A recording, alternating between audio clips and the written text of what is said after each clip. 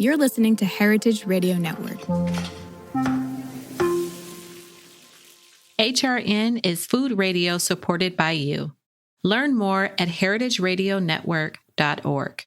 Today's program is brought to you by Korin, a supplier of Japanese chef knives and restaurant supplies. For more information, visit korin.com.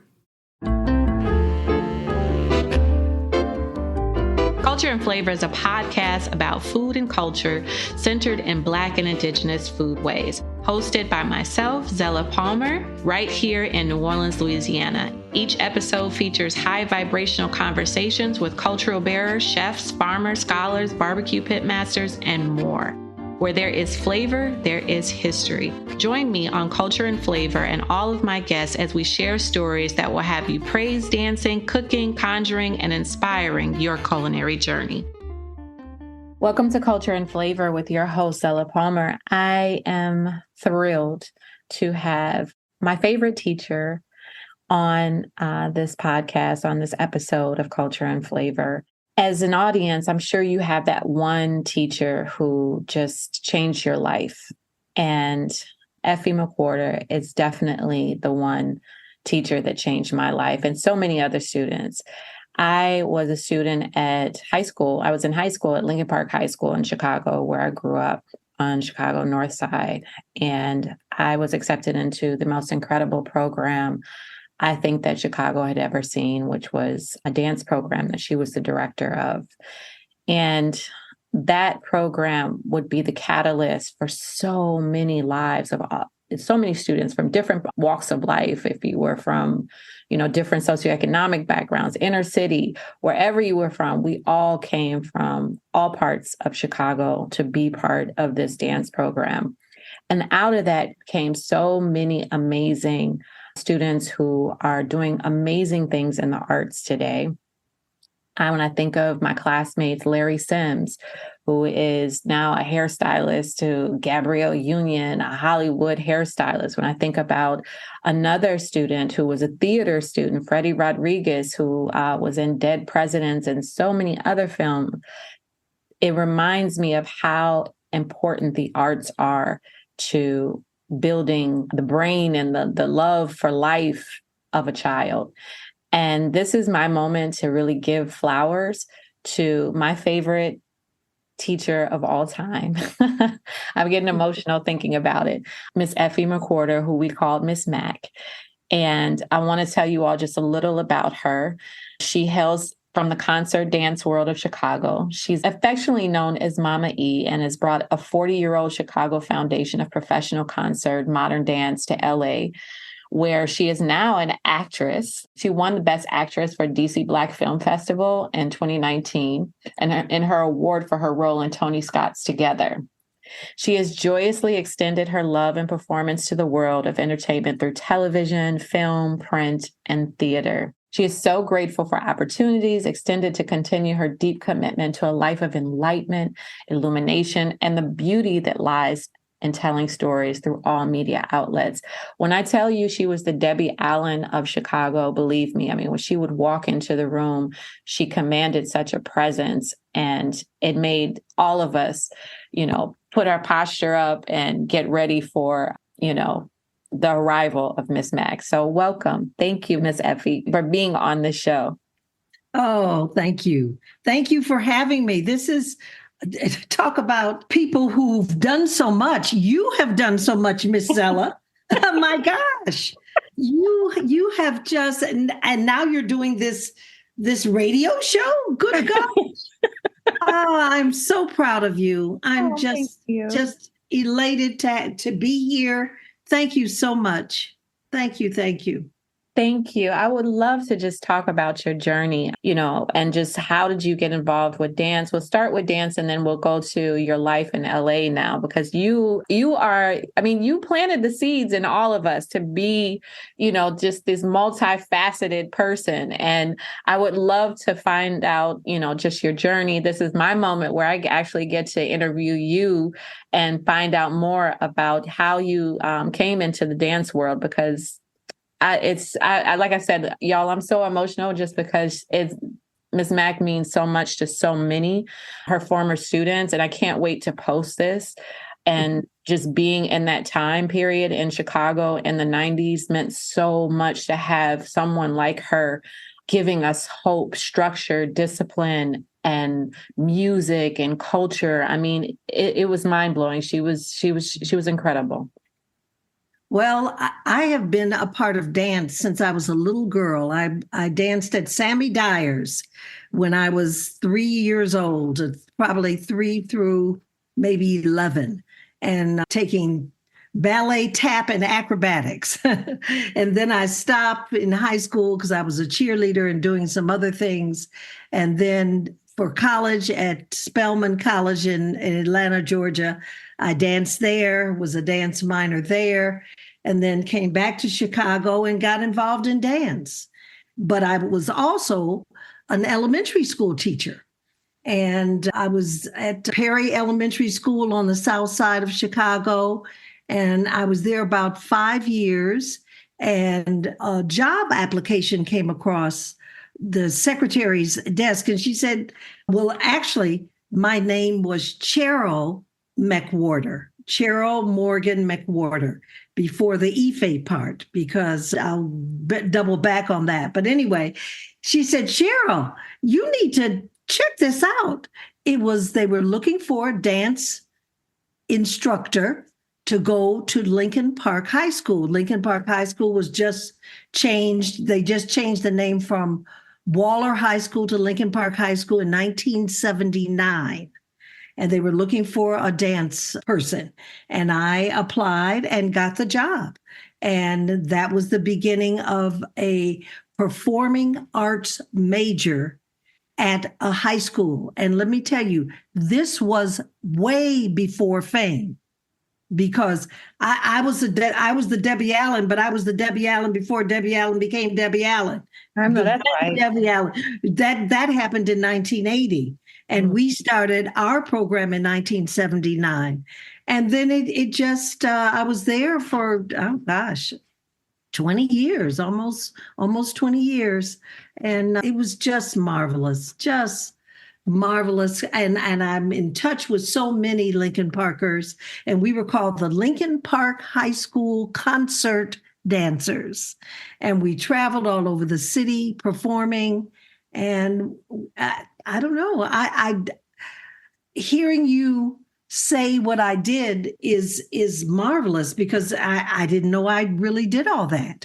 To tell you the truth, I feel like we, the dancers, came together each year, and we were our own support.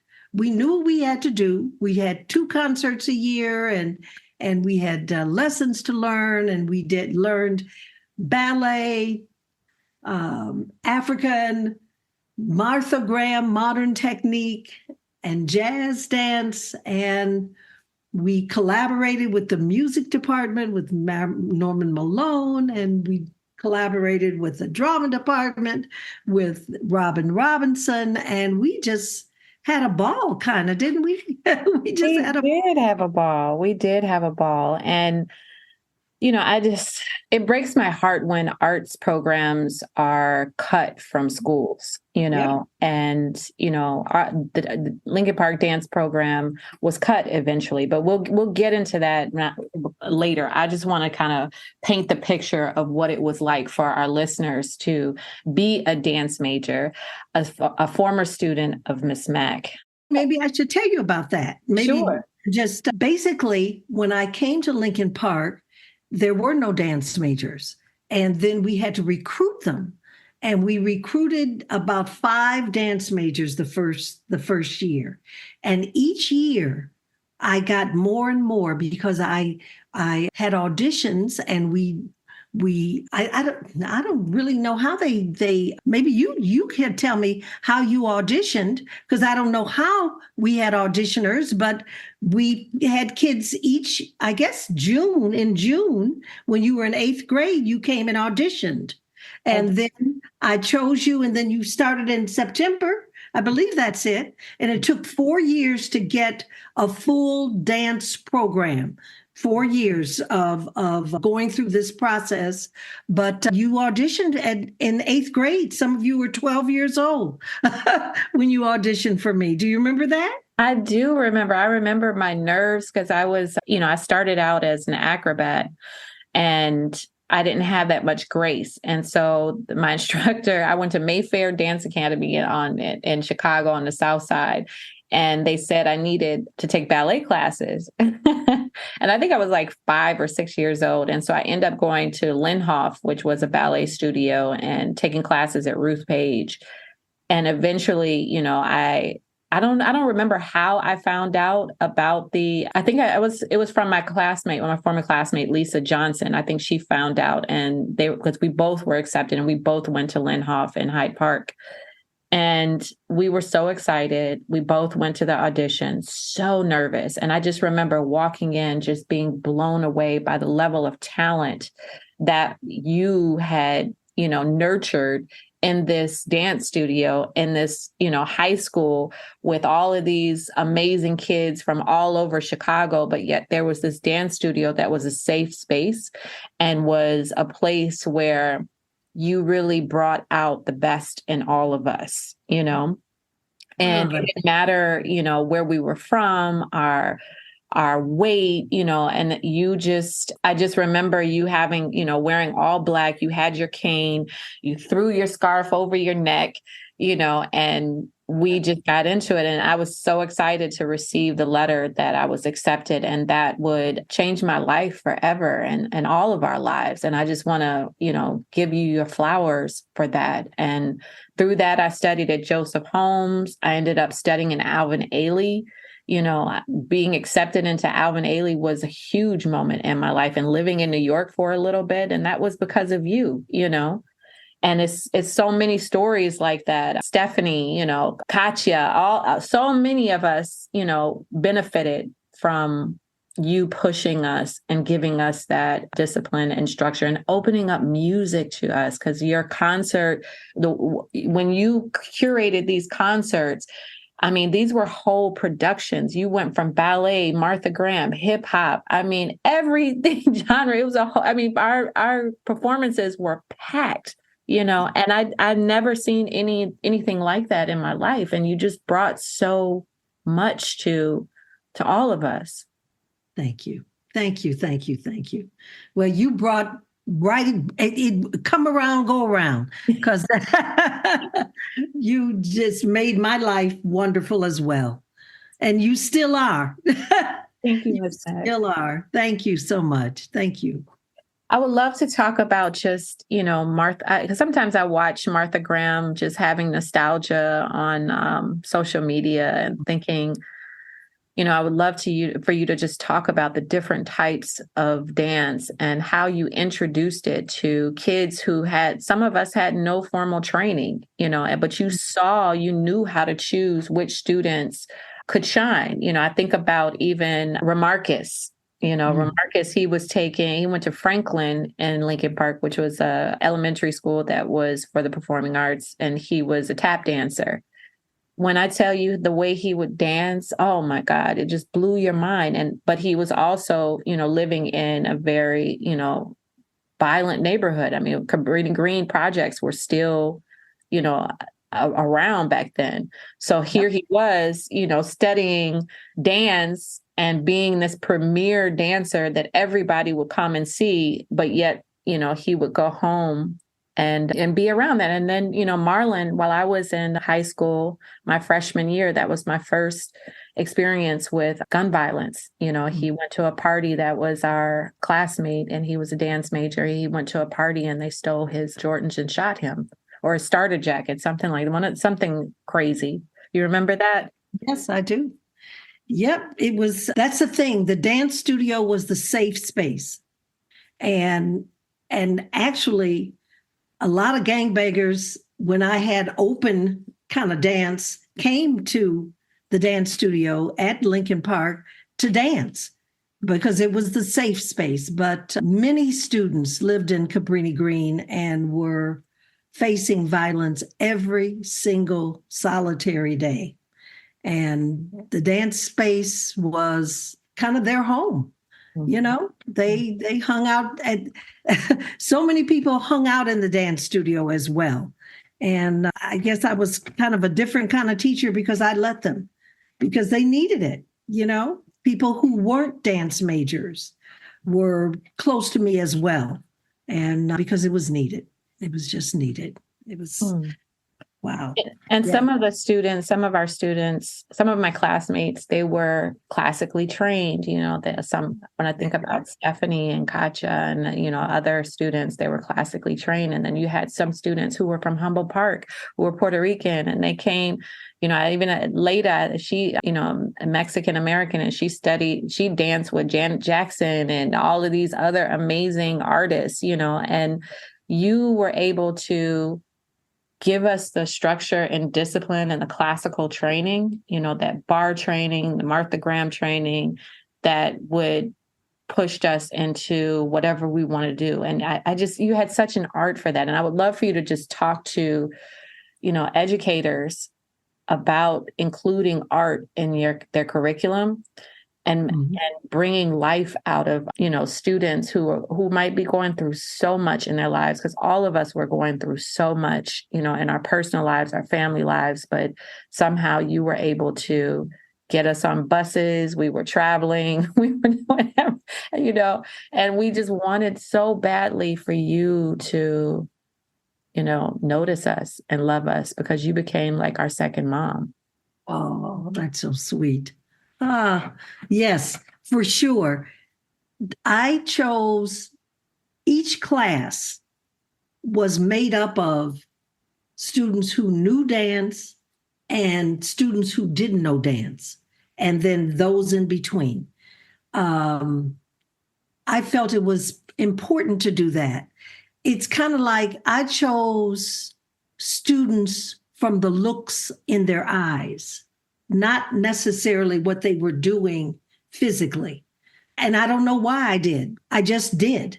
As you said, there were students from all over Chicago. There were students who came to Lincoln Park who had never left their community before. And they came to Lincoln Park, and because of our program, traveled all over Chicago. And I don't know if your class went out of town, but a couple of classes, we even went out of town and danced and came back. And I really don't know why I chose that way, but I did. There were, I remember Moises. I don't think he was your class. I think he was. Moises, yeah. Did you? You know, a big guy. Yeah. A big guy. Mm-hmm. And so it didn't matter about size. It didn't matter about color. It just, I don't know, it was something about your face. And when I talk to you and I don't know, I chose you because of you, because of what was inside of you, what I felt was inside of you, not how you moved. I don't know. So I thought I bombed the audition, and, you know, I was so nervous, and I was trying to make sure, you know, that my point was right, my batmas, my jetés, everything.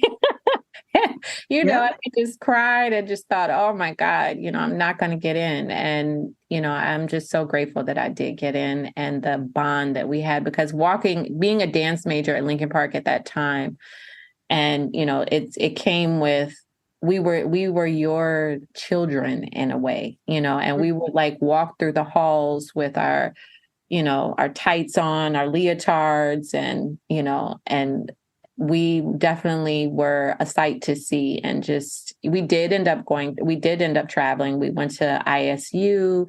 You even had Shaki, who was an incredible dancer and now is a singer, I think, in New York. Yep. She's out here. She's in LA. She's in LA. Okay, she's in LA now. Back and forth, actually. Yeah. Gotcha. And I remember when she performed for AXO NAACP Awards. Yep. You know, and you would prepare us. And I want to hear more just about the technique that you would teach us, because, you know, Martha Graham is such an incredible, has Martha Graham dance technique is one of the greatest American dance, I think, in existence, and it's so beautiful. The floor work, the bar work, and just the movement is ethereal, I think. Well, let me say that I joined Joseph Holmes' Chicago Dance Theater in 1975. And that's where I learned Martha Graham technique from Joseph, because Joseph Holmes was a student of Alvin Ailey's in New York and came back to Chicago to start his own company. And I joined, and there I learned Martha Graham technique from Harriet Ross, because Harriet Ross was a New Yorker and studied with Martha Graham. And Martha Graham is called a modern technique. Ballet versus modern. I don't know if ballet is on toe shoes, point shoes. Graham is barefoot. Martha Graham technique is based on a contraction and a release and swivels of your body. Later on, when I started taking yoga, a lot of the yoga moves were Martha Graham moves. So I don't know if Martha Graham got some of this from yoga or not, but it's all connected. But the point is, it was a specific technique that we came and did every day. And I think the repetition of it, just like ballet, people know ballet, people think of ballet as very classical. Well, Martha Graham technique was a classical modern dance. And we did it every day. And I think it centered us as dancers. We did everything else too. We did African. I think everybody did a little kind of shuffle, not tap per se, because we didn't use tap shoes, but we did some shuffle ball change as well. We were very inclusive in terms of dance, but the Martha Graham grounded us. And I have to tell you, I studied one time with Martha Graham. Martha Graham came to her studio in New York when I was there one day. And she was 95 years old. But it just touched me to be in the room with Martha Graham. Isn't that something? I don't know if I ever shared that with you. No, you never did. You never did share that with me. Martha came in one of the classes, because I used to go in the summer to the Graham studio and study for about 3 or 4 years when I was a dancer. And Martha Graham came to one class. Yep. But anyway, yeah. And in terms of education, I was a teacher at an elementary school before I came to Lincoln Park High School. And there we did poetry. I had music playing in the classrooms. We moved the desks around and we danced.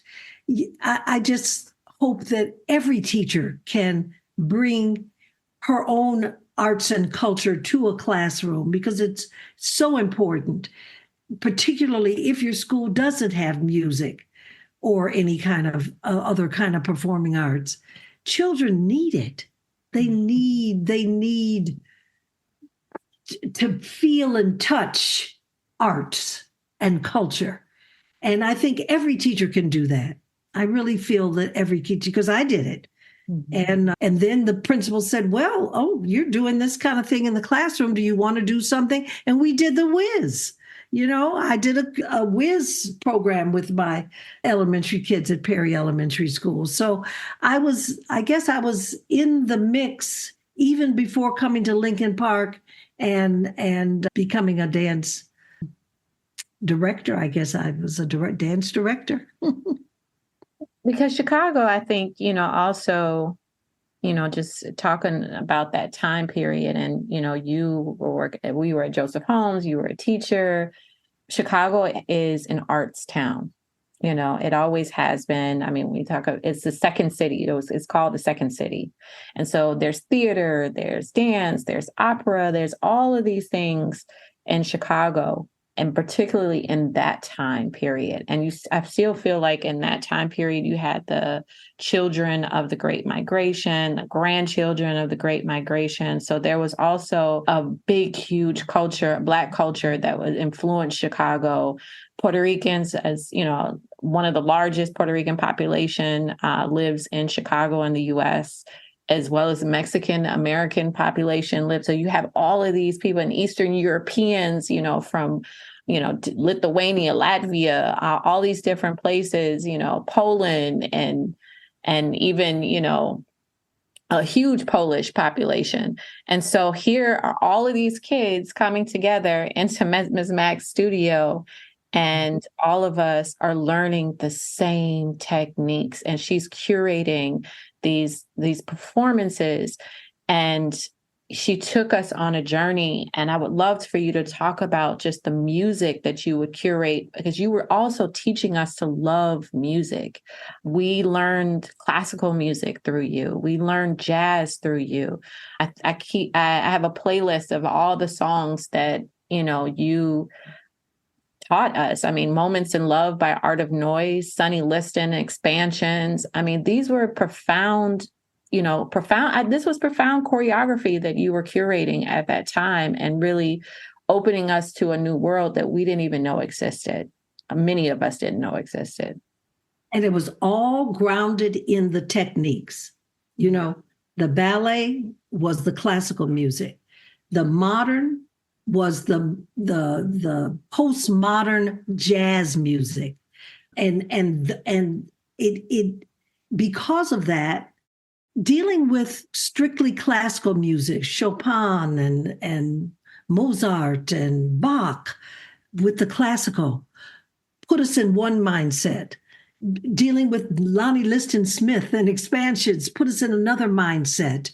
And what you had to do with your bodies to manifest the Bach and the Chopin, and what you had to do to manifest the Expansions and the Lonnie Liston and Coltrane and Bird and all and the blues. Remember, we did blues. Mm-hmm. We had blues music. We did. I guess I didn't realize my music, dealing with music, kind of dictated what dances we did as well. I guess I've never even thought about this, but I guess it's just all connected. It's just all connected. And our costumes. Think about the costumes. I mean, literally, the concert dancers were like a dance company, because we had 2 shows a year. We had full costumes for every dance. It was just like it was like a mini Joseph Holmes kind of, except Joseph Holmes didn't deal with ballet and we dealt with ballet. Wow. This is making me, I'm hesitating because my mind is going, it's so fast to think about just all that it took. I hadn't thought about it in a while. It's been quite a few years since Lincoln Park, but yes, the music dictated the movement quite often. The music dictated the movement, but we were grounded in Martha Graham technique and ballet and jazz. There was definitely technique for jazz as well. And those 3 groundings allowed us to make the music come alive through movement. And you all did it. You did everything that I ever asked, and you did it well, and you did it joyously. It was great. And I'm not saying there were not any problems in the dance studio. There were problems in the dance studio, just like there are problems at home. But we worked them out. We worked out everything, and we were like a family. It was like a family, wasn't it? It was. Yeah. And how you were able to manage all of our personalities, you know, and at that time in the 90s, I mean, it was still, you know, homophobia. You know, I remember some of my classmates who who were, really coming into their identity, but you gave them a space where they could just be, no one questioned them or, who they were. You just gave us this life full of art and culture. And I think even just growing up during those times when Chicago started really getting violent, you're so right about the grounding part with Martha Graham. And I mean, even to this day, I'm a huge yoga practitioner. And I never realized the correlation between Martha Graham and yoga, but you're right. That movement is what helped so many of us, I think, who we looked forward to that every day. That was our favorite. We loved ballet, obviously, and we loved the bar. But I think our floor work with Martha Graham was something that we always look forward to because our schedule was always double periods of dance every day. So you can imagine, for our listeners, students having 2 periods a day. And sometimes we would practice before school. We would come there early and just be in the studio with Miss Mac. And she would, have us practicing for a concert or whatever we had, or she had, solo, individual classes or instructional classes for students who were competing or had a special performance. I was able to have a duet. I worked so hard for that duet. And I remember I broke my clavicle bone because I fell off of Jeremy's back, and I still performed in the concert, even though I broke my clavicle bone. I just took my shoulder brace off. And then eventually I was able to get a solo in my senior year, and I danced to a song that you chose. And I'll never forget that song. And it still tears me up, but it was Motherless Child. And yeah. And, sometimes you would also have the jazz band come on stage and perform I remember dancing in the Blues Suite. And you said it was Dance Theater of Harlem. It was Alvin Ailey. It was Joseph Holmes. And you did that with kids. Today's program is brought to you by Korin, a supplier of Japanese chef knives and restaurant supplies. Korin is proud of their Japanese culture and traditions, but they want you to know that their products are not just for Japanese restaurants. Their knives and tableware bring out the best qualities of food from every culture and fit into every restaurant from French to Pan-Asian to American. And that is why they're located in New York City, where people from every country in the world come to eat. Korin's Tribeca showroom is home to the most extensive collection of Japanese chef knives in the world, including Japan. Stop by to view their exquisitely designed tableware and the rarest natural sharpening stones. They have a whole range of knife services from repair and rust removal to reshaping and realigning. Korin is dedicated to this ideal, bringing the highest quality Japanese design to your table so you can experience the unparalleled quality of Japanese craftsmanship in your home or restaurant. For more information, visit Korin.com. I'm curious about the funding because so many teachers today, I mean, they struggle so much to get supplies for their students, and there was so much focus on supporting math and science and international baccalaureate students, and the arts were always suffering, and the funding would always dry up. But somehow you found a way to make sure that 50, 60 kids, more than that. I think you had more than that because freshmen, teaching freshman to senior year, but you found a way to make sure that we all had costumes for every set, and we did it twice a year. How were you able to do that? Because we raised our own money. Every concert I charged.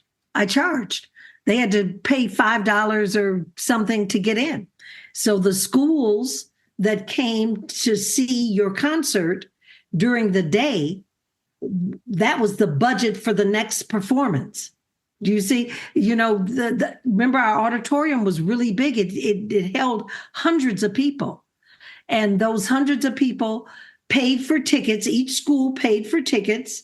And that's how we got our budget every year. Now, the first years, I presume the school gave me some money at some point, and then I used my money as well because they didn't really have much money. a dance major program didn't mean that I had a budget. I had to make my own budget, and we did. If you think about it, I found somebody to make costumes on the inexpensive inexpensive costumes. I learned to sew.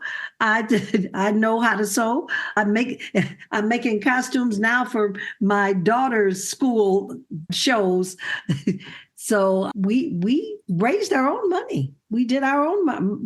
Did our own thing, and then when the city would hire us to come and perform, they would pay us. You see, it was kind of like a company in terms of we did get funds in. I think, just looking back, I think about so many, students of color, dance students of color. We didn't have Misty Copeland back then.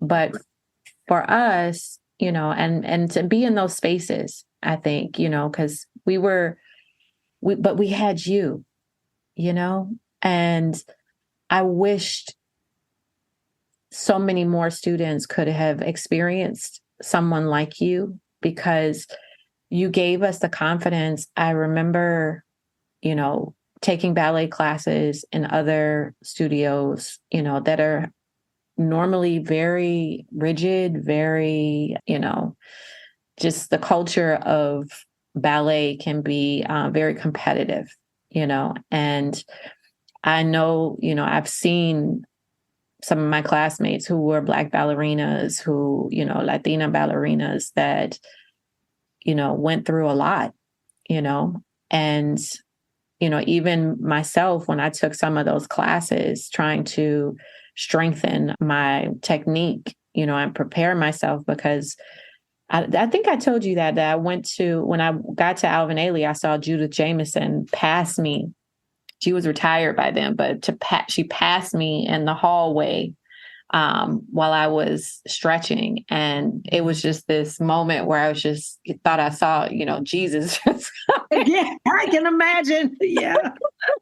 And I remember calling you and telling you, Miss Mac, I saw Judy Jameson. And I remember taking a Catherine Dunham class too, another profound dancer, Black dancer, before our time. But Catherine Dunham, that was in the Alvin Ailey building before they had the new one. And I was sweating.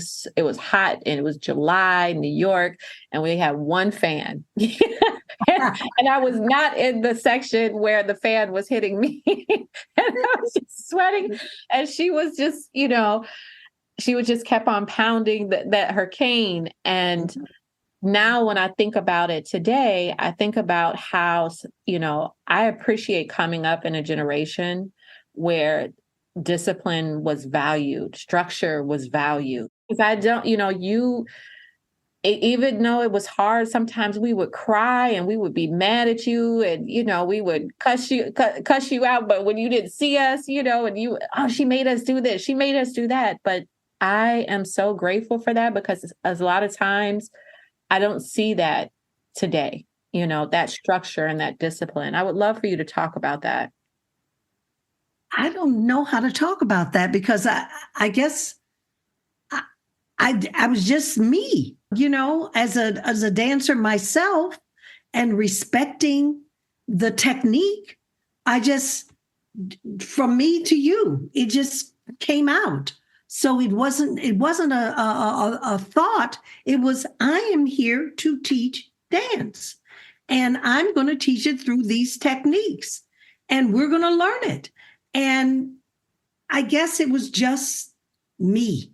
It was just me.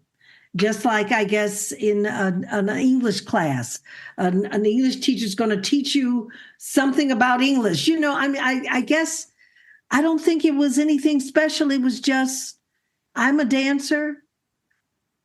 I'm grounded in technique, and I'm going to give it to you. But once we got that technique, then what did we do with it? That's what was the fun part, the choreography, doing the choreography, figuring out the music, figuring out the costumes. That's the kind of icing on the cake from being in dance class. to being a concert dancer. They're very different because many schools had dance classes, they had dance classes, but the way we did it, in incorporating the entire thing, not just learning how to do a batma, but doing a batma to certain music, classical music, modern music, jazz music, blues music. That batma was a very different batma for all the various types of techniques. And that was just me, I guess. I don't know how to. No, it's fine. I think that's what we loved about you so much, still do, that you're just you, and you just continue to, send us little love notes every now and then. Those students who you keep in touch with, send us pictures, and what a blessing it is to be in contact still with your favorite teacher who knew you literally because I started when I was 13. I skipped a couple of grades and ended up in Lincoln Park when I was 13. So I was a baby, Mm-hmm. And, just to have that, with you. And I carried that for the rest of my life. And I know so many other of my classmates who talk about that. We all carried it. Even when I look at Moises and the work that he does in Humboldt Park, Saida, all of us, we carried that love for community, that love for the arts with us because you planted those seeds in us, and I also, since this is culture and flavor and this is a food show, how were you able to, feed us? I know you said fundraising, but I remember us sometimes all eating together.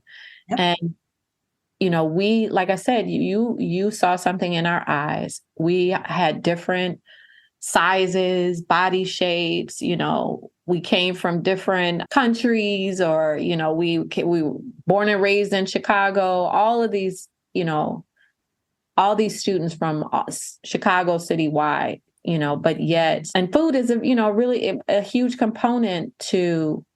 And food shaming, I think, is sometimes a huge component to dance, unfortunately, And I know, historically, Black women have, which is why Dance Theater of Harlem came about, and, Alvin have been historically shamed for their body types. And so I would love for you to talk about just how you viewed food and dance throughout your career and as you became a dance teacher to students. Well, I got to tell you, for being a Joseph Holmes dancer, Harriet Ross used to weigh us.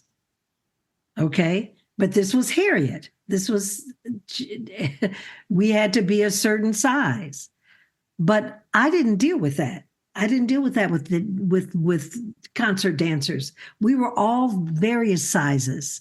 And that was the beauty, because when you all were on stage, you all represented Chicago. You represent and it's interesting. You said we were from various countries, and then you kind of backtrack. But Chicago is like various countries. All the communities in Chicago. Think about you talked about it earlier. All the various nationalities in Chicago were like. The world came to Chicago, and it's very different. Other cities are not like that. We have very defined neighborhoods that represent various cultures, good or bad, but all of that came together to be a concert dancer at Lincoln Park High School. And in terms of the food, I do remember making sure that every party that we had a tablecloth, we laid out our food, and we had all kinds of food because parents would bring food. And I never dealt with size in the sense of you've got to be tiny to dance. I'd never thought about food other than bring it on. And we always had food from various communities because the parents always brought food, and we laid it out and it was pretty and it was, I don't know. I do remember because I said it to someone kind of recently. I said, "Oh no, my kids, they knew how to dance, they knew how to put costumes together, they knew how to read music and not literally read it, but read it from the beats and what was needed for the dance movement to mesh with the music, but they also knew how to lay out a table and for a party and make it pretty and elegant. I remember we did that as well. So I don't know. I guess back to the concept of family again. We did it all. When we had a party, it was beautiful. It was pretty. It was, I don't know if it was healthy or not, but it was a reflection of who all of us are. But sadly, our dance program was cut. And, Lincoln Park was a Chicago public school. And although you put in so much work and, there were other programs that were also cut, there was more focus on, like I said, unfortunately, in I think American education, sometimes we focus just on one thing, and this is what's going to make everybody successful, and none of us are, fit in one model. It's just, not humanly possible. Each of one of us have our own talents and gifts. I would, like for you to kind of tell about, just your thoughts about when the impact of what happens when you cut arts out of education, especially for public schools and especially for inner city kids who don't have access to things. And considering that Chicago, became very violent, it's still in the news. I hate the term Chirac, never tell me Chirac, it never tell anybody from Chicago that terminology, because this is very painful for us. Like I said, my freshman year, we lost a dance major that meant so much to us, and just such full of life and light. And to have that trauma carry us until we graduated and beyond was heartbreaking. But yet Miss Mack, she grounded us again, wiped our tears, let us put all our sadness into, a performance and to continue to dream big, even though some of us didn't have the opportunities that others had. Well, I look at it as there've got to be many Miss Macks happening in Chicago public schools today. And because I'm not that unique. I feel like they're teachers who care about students who are doing the extra steps. I know there are a lot of them who don't care about students, but I just believe that there are plenty of educators nationwide who care about students the way I cared about students.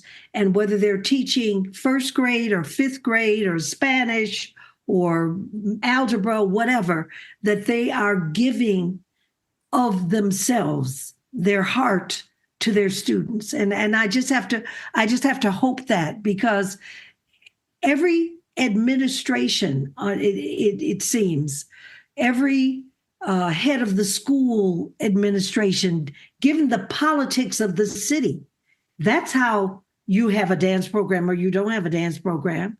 It's politics. It's so beyond we the teachers that I just have to hope and pray that there are still teachers who really care, who are bringing their life to their students beyond just being the fifth grade teacher. I just have to hope. I just have to hope for that. And because one year this kids will have music, the next year they won't have music. One year the kids will have visual art, the next year they won't have visual art. Or they'll have dance and they won't have dance. Or they'll have theater and they won't have theater. But you just have to hope and pray that that maybe that English teacher will deal with some theater with the kids through poetry and through scripts that they'll bring in and let the kids act out. You just have to hope. That's all I can do. As I'm 76 years old, I just turned 76 a couple of days ago. I just have to hope. I just have to hope and pray that there are teachers who are giving of their heart and being.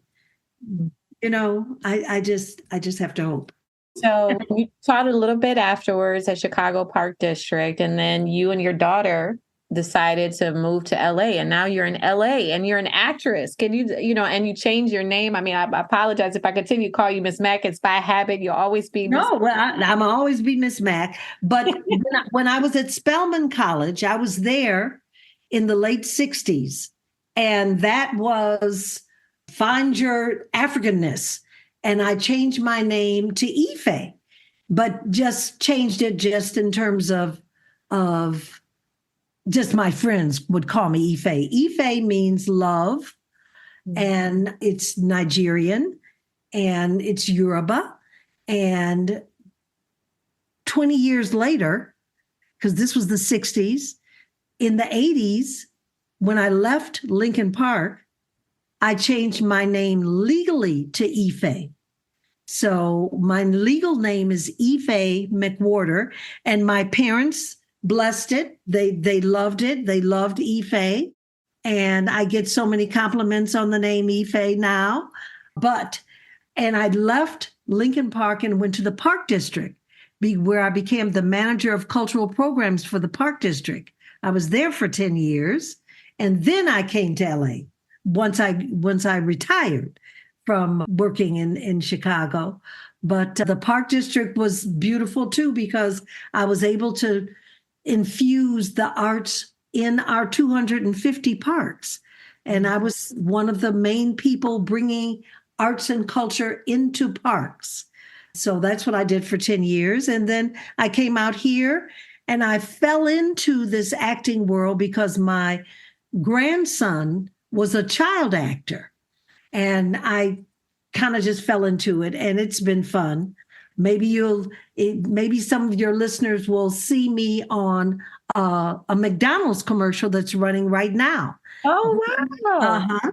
It's the Grandma McFlurry. The McDonald's has come out with a new McFlurry, and they're calling it the Grandma McFlurry. So if you happen to see a McDonald's commercial, you'll see me in it. Oh, I love it. I love it. We will definitely support and watch. And I know all of your former students will definitely say, look at Miss Mack across my screen. Yeah. A couple of them have already emailed me, text me to say, I saw it. I saw it. I love it. I love it. This was such a beautiful conversation. I just wanted to have this conversation and record and document, our stories, which is so important, and I put on YouTube some of our videos from the 90s of concert performances, because my mother would always hire someone to, film the concerts. And I think I sent you the links to them, but I did. Thank you. Yes, it's always so good to just reminisce. And I thank you, and I think many of our classmates from way back when to now, I hope they find this, podcast, this episode, so that we can always hear your voice, and we can remember the good times and just remember everything that you taught us, and that we will continue to be advocates for arts and education, arts and community, and just bringing people together from all walks of life to, create something beautiful. So I wanted to just thank you so much again. I mean, I'm going to say it 1,000 times, as many times as I possibly can, but just thanking you for pushing me and, molding me and allowing me to believe in myself, that I was able to, perform in school, eventually get a scholarship to study at Alvin Ailey and Joseph Holmes and so much more. And I, because of you, I am able to like push my students, because I remember how you loved on us. So thank you. Well, I love that you said belief in self, because I think that's the core of it. I believed in me and I believed in you, and you all believed me believing in you. So there you go. That's it. That's it. Beautiful. Thank you so much. Thank you so much.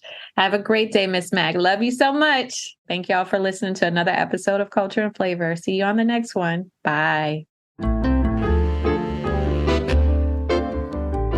Culture and Flavor is powered by Simplecast. Thanks for listening to Heritage Radio Network, food radio supported by you. Keep in touch at heritageradionetwork.org.